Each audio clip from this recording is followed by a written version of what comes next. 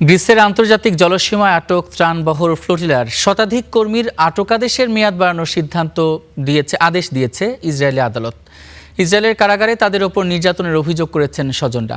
আটকাদেশের প্রতিবাদে অনশন শুরু করেছেন বন্দীরা। বন্দীদের তালিকায় আছেন স্পেন ও ব্রাজিল সহ বিভিন্ন দেশের ১০০রও বেশি মানবাধিকার কর্মী। ইসরায়েল ও মানবাধিকার শব্দ দুটি যেন একে অপরের প্রতিপক্ষ হয়ে উঠেছে।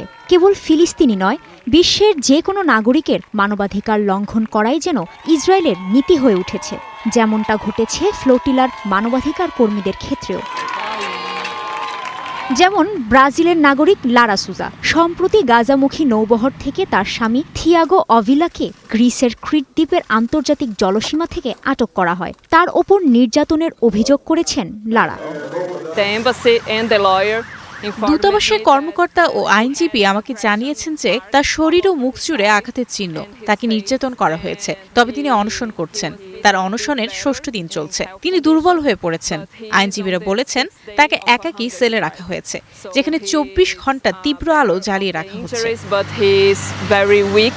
একই ধরনের নির্যাতনের অভিযোগ করেছেন স্পেনের নাগরিক সাইফ আবু কেশেকের স্ত্রী স্যালিও। আমরা সাইফের সঙ্গে যোগাযোগ করতে পারিনি। ইসরায়েলি পুলিশ তাকে পরিবারের সঙ্গে যোগাযোগের অনুমতি দিচ্ছে না। তেল আবিবে আমাদের স্প্যানিশ কনসালের মাধ্যমে জেনেছি তিনি অনশন করছেন। আটকের সময় তাকে ইসরায়েলিরা নির্যাতন করেছে। তবে নির্যাতনের অভিযোগ অস্বীকার করেছে ইসরায়েলি পররাষ্ট্র মন্ত্রণালয়। গেল ২৯শে এপ্রিল গ্রিসের আন্তর্জাতিক জলসীমা থেকে গাজা অভিমুখী রওনা হওয়া ত্রাণবহর ফ্লোটিলা থেকে শতাধিক মানবাধিকার কর্মীকে আটক করে ইসরায়েল। আটকের পর গ্রিসের ক্রিট দ্বীপ থেকে তাদের ইসরায়েলে নেওয়া হয়।